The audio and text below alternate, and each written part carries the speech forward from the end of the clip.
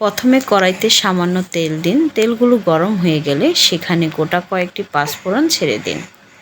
পাঁচফোড়নগুলো থেকে যখন সুঘ্রাণ বের হবে তাতে কিছু সামান্য পরিমাণে মিঠাই ছেড়ে দিন।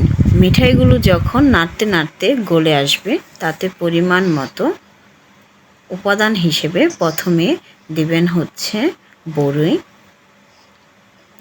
বড়ইগুলো দেওয়ার পর ভালোভাবে নেড়েচেড়ে মিশিয়ে নিন। তাতে গোটা কয়েকটা আলু বোখরা ছেড়ে দিন। আলু বোখরাতে স্বাদটা বেড়ে যাবে। আলু বোখরাগুলো যখন সিদ্ধ হয়ে আসবে তখন তাতে আগে থেকে ভিজিয়ে রাখা তেঁতুলের গুলো ছেড়ে দিন।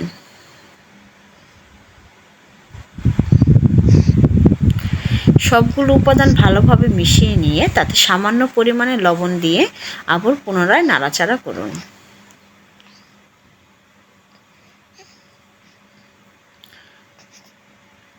নাড়াচাড়া করতে করতে যখন পানি শুকিয়ে আসবে তখন আচারগুলোকে ভালোভাবে নামিয়ে নিন। এই তো হয়ে গেল মজাদার আচার রেডি।